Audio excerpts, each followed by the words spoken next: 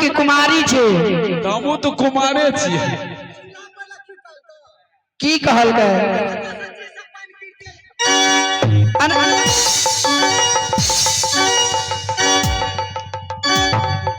अरे चिलम नाक वाला अथी आता रुक। अरे करिया तो हमरा बाप के उम्र छी, कुमारे छी।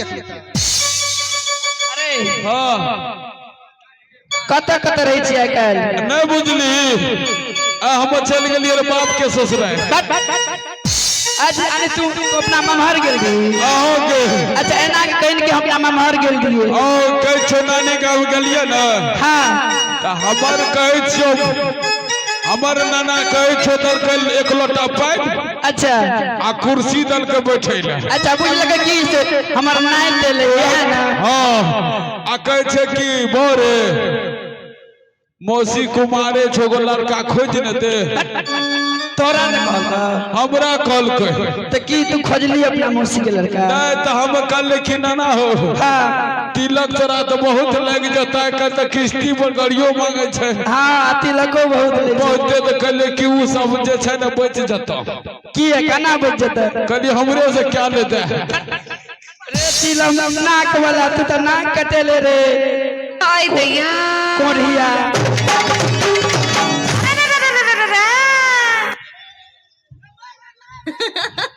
बाप रे बाप नहीं मारा नहीं मारा। अकेला तो दौड़ दुनिया में छोड़ा हमें नियतन एगे हमरा तो हाटा चित पर चढ़े छी। अने सुनो ना। हाँ कहू ना। रात बहुत भाग ले बुलिया। हाँ आज जे छै ना मन छै शिव बाबा के मंदिर में जे पूजा क्या लेबे चचत के चल लेबे। ठीके छे। एकटा बात को तो पूजा तोरा के कथी ले करबी? हमरा के पूजा कथी ले करबे? तू ने बोल जनी घर वाला हते निक बर हते यह खातिर न करबे। हमू तो कछु कुमारे छे। तो तू कथी खातिर करबे? हमू कलिए भोला हुआ के कुछ नकमुनी वाली कन्या दियो। अच्छा अब भर सिंदूर वाली एगो बहुत दियो। अरे कोरोना वाला तोरा से क्या करतो रे? अरे टाटी वाला हे छोरी रखा छी कुमारे छ। हे बहना तोरा के जते न बात करे छ न भर दिन के उपासल छिए जाने छ। पानी तहाज ने पी लिया ये ना बात जाय छै। हमें जाय छ बहना। हां भोरे उठे छ चल जा छ। तोरा के चलिए जाय छ। हम नहीं जब हम पूजा पाठ करे ला काले कर लब। हे बहन चला तो जब जब ठीक से छोड़ दे। जब एकर साला भाग तो असगरे नहीं जेबे। ठीक है त छोड़ दे कभी ओकरे जीत रहा था। ठीक है जा तब।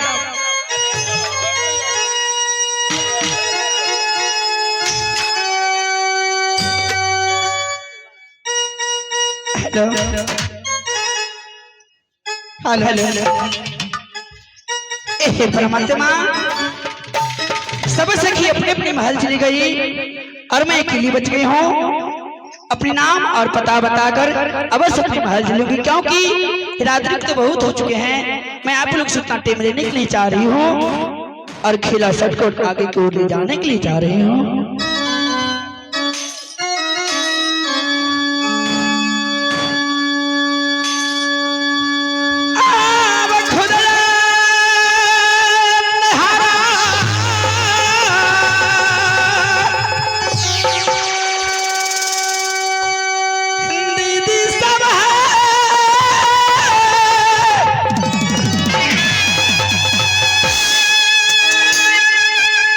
मोरंग की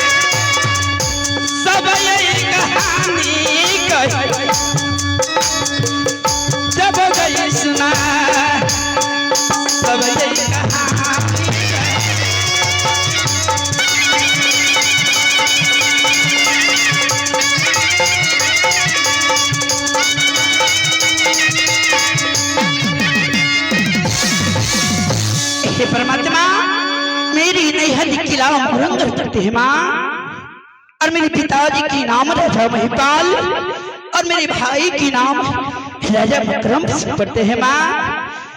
दहिया क्या नाम बहिन सब गए, रानी फूला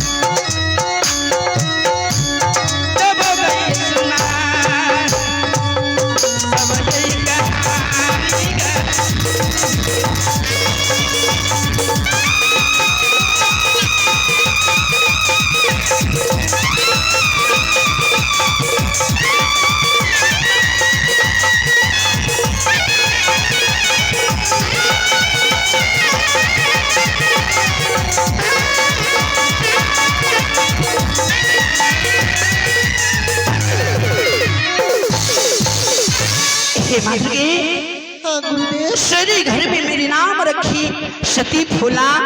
हे परमात्मा, एक समय की कहानी है जो मेरी नैहर में मेरी सूरत से 14 कोस मोरंग में दीप नहीं जलती है माँ। क्यों हे माँ, अब दीदी सुन ले